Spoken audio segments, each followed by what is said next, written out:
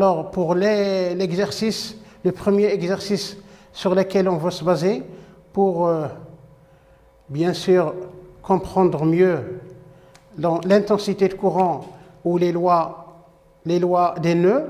Alors, l'exercice suivant dit choisir la bonne réponse. Alors, petit a, dans un circuit en série, l'intensité de courant change. Bien sûr, tu vas choisir la bonne réponse. Est-ce que l'intensité de courant change ou ne change pas dans un circuit en série? Alors, on avait dit, dans un circuit électrique, alors on avait dit avant, dans un circuit, alors la réponse est la suivante, dans un circuit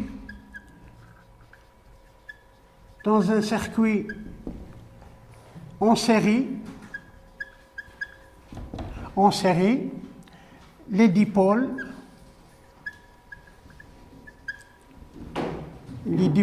branchés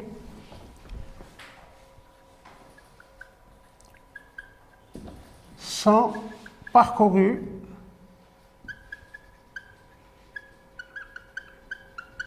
par la même intensité. Alors la réponse de cet exercice est-ce que donc ici, dans un circuit en série, l'intensité bien sûr ne change pas. Alors la bonne réponse est la suivante. La réponse est donc l'intensité de courant ne change pas. L'intensité du courant, bien sûr, ne change pas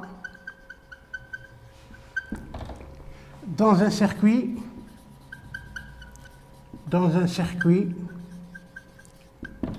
en série. Alors on passe à la question B. L'intensité du courant qui sort du générateur n'est pas la même ou la même que celle qui revient au circuit. Je dessine, donc vous avez ici petit a, alors petit b, je dessine ici le schéma. Si vous avez par exemple ici une lampe branchée avec un générateur, alors le courant électrique circule de pôle positif vers le pôle négatif. Bien sûr, on représente l'intensité de courant par une flèche. Alors ici, la question dit, si l'intensité de courant ici, en ce point-là, qui circule, est-ce qu'elle est la même qui va revenir au pôle négatif? Alors bien sûr, si vous avez pris ici l'intensité qui sort du générateur est la même qui revient vers le pôle positif du générateur. Alors la réponse est la suivante. Bon, vous allez mettre pi b. La réponse est l'intensité du courant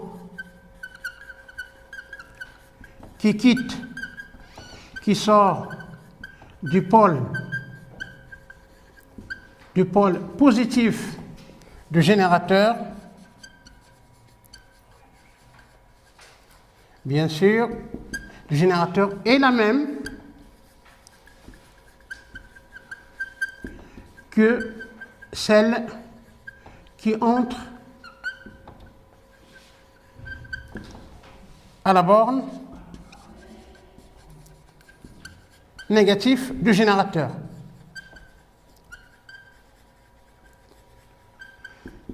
Voilà pour la question B. Alors, on passe à la question C. Dans un circuit en dérivation, chaque branche dérivée est parcourue par un courant d'intensité égale à 0,32 pour l'une et 0,10 pour l'autre du courant et ici, bon, il manque une partie ici. Une partie qui manque là. Alors, quelle est la valeur qui est vraie? Alors, je vais essayer de dessiner ce schéma. Alors, vous avez un générateur. ici, voilà, il est branché en dérivation, voilà une lampe L1 et la lampe L2.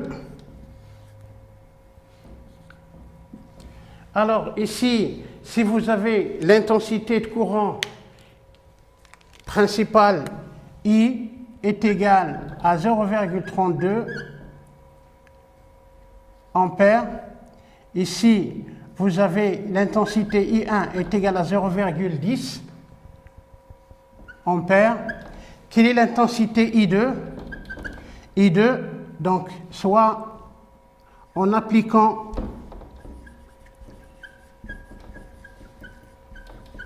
la loi des nœuds, bien sûr, ça sera I2.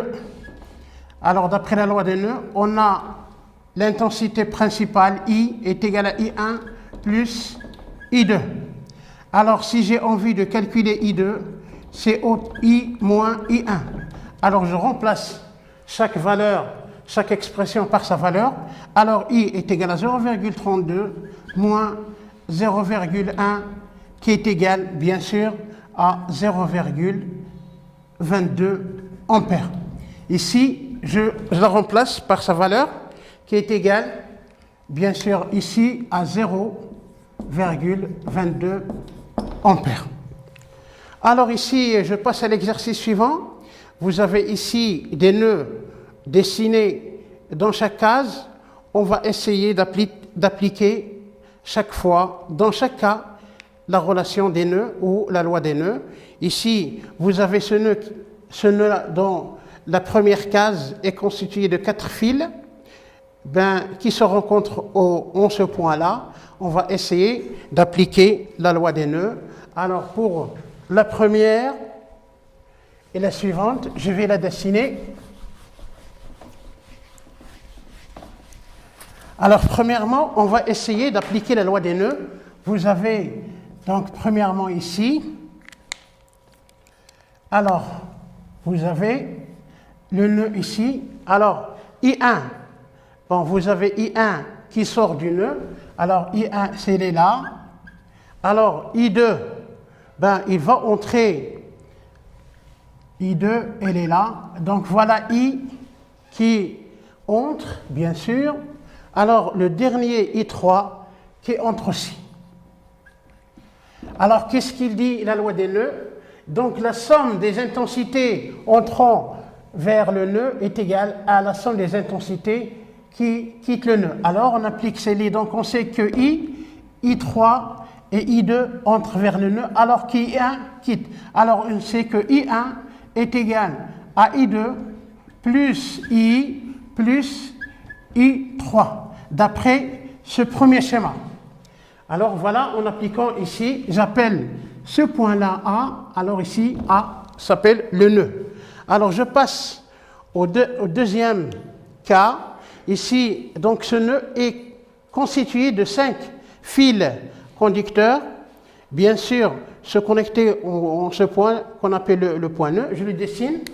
Alors, le deuxième cas, donc vous avez deuxièmement. Alors ici, vous avez I2, I9 qui entre vers le nœud. Alors, je le dessine. Voilà. Alors, ici, alors I2, donc I2, I9 qui entre. Ici, I1, I3, donc ici, I10, alors qui quitte le nœud, et celui-là, bien sûr, I1. Alors, la relation ici, qui lie entre ces intensités, bien sûr, on va appliquer tout le temps la même relation, ou la loi des nœuds. Alors, on va voir toutes les intensités qui ont le sens vers le nœud. Alors, on a ici I9, I2, est égal à la somme des autres. Ici, j'ai oublié peut-être un ici, là, j'ai oublié. Alors, vous avez I9, c'est I9. Alors ici, c'est I9, I2, I10 et I1. Voilà. Alors on sait ici, je vais essayer de voir, comme j'ai dit, la somme des nœuds qui entrent vers le nœud est égale à la somme des intensités qui quittent le nœud. Alors, on va voir quelles sont les intensités qui entrent vers le nœud. On a ici I2, I9 et ici I1. Donc c'est I4, pardon, ici I1. Alors, j'applique ça. Alors, I2 plus I9, alors plus I1 est égal, bien sûr, à I10 plus I4. Voilà la deuxième relation selon le deuxième schéma. Je passe maintenant au troisième schéma. Ici, il est constitué de 6 fils conducteurs, de telle façon à ce que ça soit ainsi. Alors, troisièmement, je le dessine. Alors, vous avez ici un fil, donc vous avez I4 entrant, vous avez I2 ici qui quitte, I2, et vous avez I9 qui entre. Alors, I6, là, vous avez I6, donc ici, I4, I5, et vous avez ici I6. I6. Alors, j'applique la même relation. Vous avez ici, il est constitué de 6 fils conducteurs qui se rencontrent en ce point-là. Alors, de la même façon, je vais voir toutes les intensités qui entrent vers le nœud. Ici, je sais, I6, là, celui-là quitte alors ce qui entre vers le nœud, vous avez I4 et I9. Alors, j'écris I4 plus I9 est égal à les intensités qui quittent bien sûr le nœud. Vous avez I5 plus I2 et vous avez ici I6 plus I6. Voilà la troisième relation. Alors ici, pour la quatrième, c'est la même chose.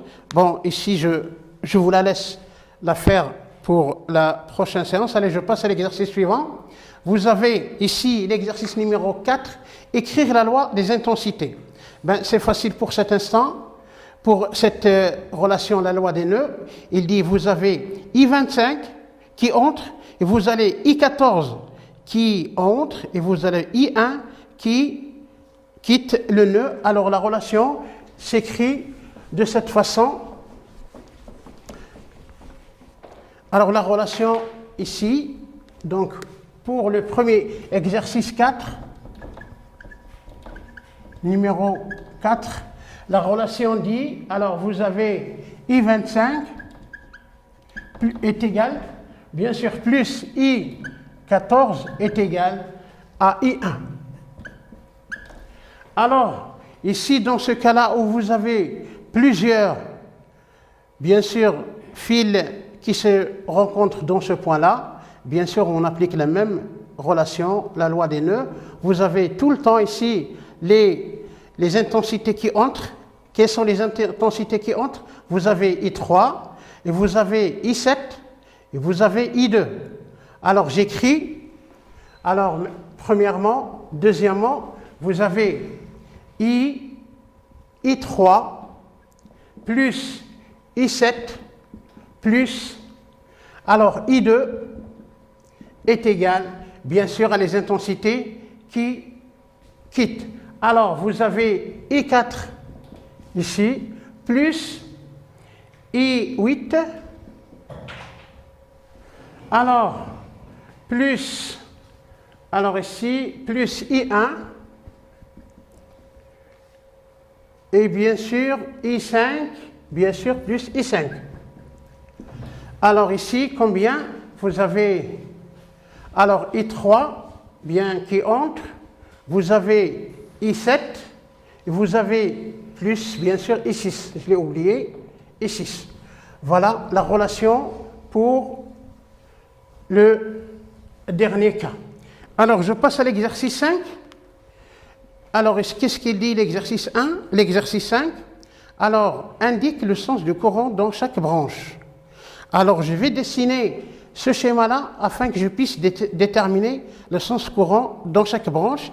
Et je vais essayer, bien sûr, de déterminer chaque branche avec une couleur différente dans chaque cas.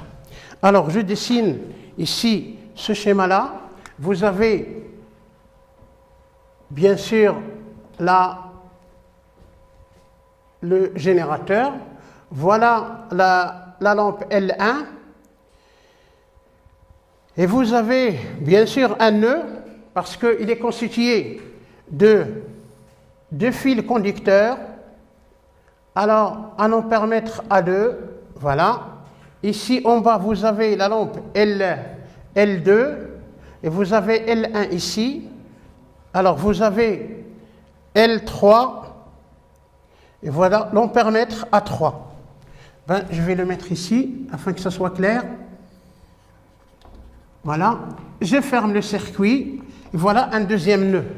Vous avez ici, l'on permettre à 2 et à 3. Donc, je vais déterminer chaque fois la branche ici. Je vais dessiner la branche principale avec le stylo rouge. Voilà. La voici, la branche principale. Elle est là. Et puis, voilà la branche principale. En rouge ici, la branche principale. C'est la branche principale est celle qui contient le générateur. Je dessine le sens courant ici. Donc, I, il va passer par la branche. Ici, j'appelle ça, donc, intensité principale. L'intensité principale, c'est l'intensité qui vient directement du générateur. Alors, on atteint ici un certain point qu'on appelle un nœud. Je l'appelle par A, et ce nœud-là, je l'appelle B. Donc, je vais désigner par nœud. Nœud A. Et ici, c'est un nœud B. Nœud B. Alors ici, lorsque le courant atteint ou arrive au nœud A, donc une partie du courant va passer, je vais la dessiner avec une autre couleur. Ici, c'est une branche dérivée, ici, où existe. Donc ici, je vais dire branche dérivée. Et là, ici, c'est une branche aussi dérivée, bien sûr, parce que il est divisé en deux. Voilà, je la dessine en noir.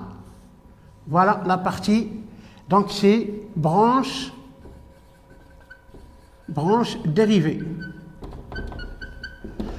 Alors, lorsque le courant atteint le nœud, donc une partie va passer dans la branche dérivée, ce qu'on appelle I, bien sûr, je l'appelle ici I1, donc je l'appelle ici I2, et une autre partie va passer par la lampe L3, on l'appelle I3. Alors, qu'est-ce qu'il a dit? Donc j'ai dessiné le courant, le sens du courant bien sûr, qui circule dans chaque branche. Alors en rouge, on l'appelle la branche principale. Je l'ai écrit ici, branche principale, alors que les autres sont dérivés, puisqu'ils sont dérivés du courant principal. Alors deuxièmement, mettons soit I1, l'intensité du courant dans la branche principale, et I2 et I3, l'intensité du courant dans les branches dérivées. Écrit la loi des nœuds. La loi des nœuds, c'est facile à dire là. Bon, vous avez la loi des nœuds. Deuxièmement, j'écris écrire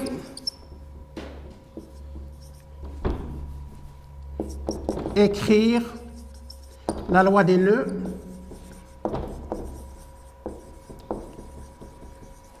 Bien sûr, je vais écrire maintenant la loi des nœuds au niveau du point A. Alors ça se dit, donc I1 est égal à I2 plus I3. Alors la troisième question, je passe à la troisième question. qui dit, alors la troisième question, on donne I2, alors troisièmement, alors vous avez I2 est égal à 1,1 ampère, 1,1 ampère, et puis I3 est égal à 400 milliampères, 400 milliampères. Alors la question est la suivante, on va calculer, calcul de I1. On sait d'après la loi des nœuds ici que I1 est égal, donc I1 est égal à I2 plus I3. Avant ça, donc je vais convertir I3 en ampères, I3, je vais diviser par 1000, ça va vous donner 0,4 ampères. Alors je remplace chaque terme par sa valeur, donc I2 est égal à 1,1 ampère plus 0,4 ampères, qui va vous donner bien sûr 1,5 ampères. Voilà, donc l'intensité de courant, bien sûr principale, toujours il est supérieur à les intensités des courants dérivés. Je passe à la quatrième question, la lampe L3 grille. Alors ici vous avez la lampe L3 est grillée, c'est-à-dire ne fonctionne pas, ne fonctionne plus. Alors l'ampèremètre A2 mesure I2, donc est égal à 1,5 ampères. Que mesure l'ampèremètre A3?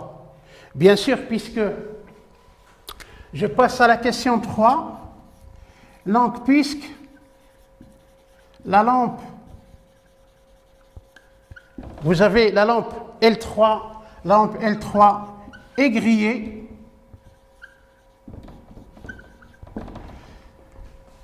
donc le courant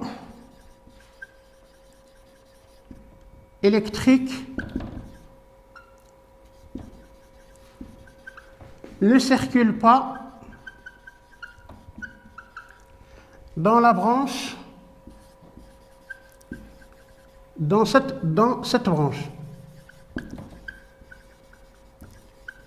Alors l'intensité implique, cela veut dire, c'est-à-dire que I3 égale à 0, puisqu'ici la lampe est grillée, donc le courant ne va pas passer par là, donc ici l'ampèremètre A3 va rien indiquer, il va indiquer 0. Alors ici, pour la cinquième question, que mesure l'ampèremètre A1 si la lampe L3 est toujours grillée? Ah bon, si vous avez I3 est grillé, alors ici L1, L2 et l'ampèremètre sont branchés en série. Je vais dessiner le schéma. Ici, cinquième question. Alors, cinquièmement ici, donc si L3 est grillé, alors le schéma devient,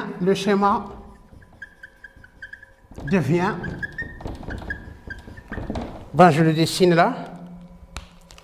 Vous avez bien sûr la lampe L1 et vous avez la lampe L2 et l'ampèremètre A2.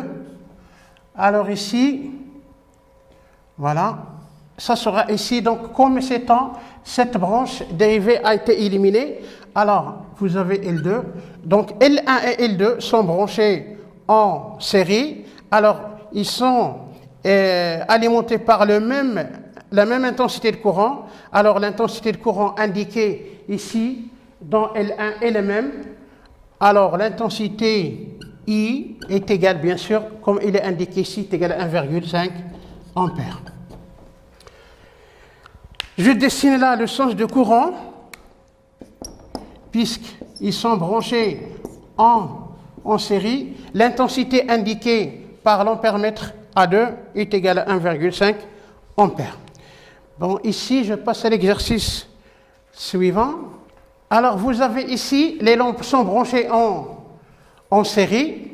Alors, on sait qu'en appliquant la loi des additivités des tensions, puisqu'ils sont branchés en série et les lampes sont identiques, alors l'intensité indiquée par le voltmètre ici, c'est 12,3 3. Donc, la tension aux bornes de chaque lampe, il va être divisé par 3 ici. On divise cette tension par 3 afin qu'on puisse déterminer l'intensité de chacune, puisqu'ils sont branchés en série. Alors ici, si vous avez ici, bon, le voltmètre ici, il a indiqué 4,07, quelle est l'intensité, quelle est la tension, pardon, entre chaque lampe ici.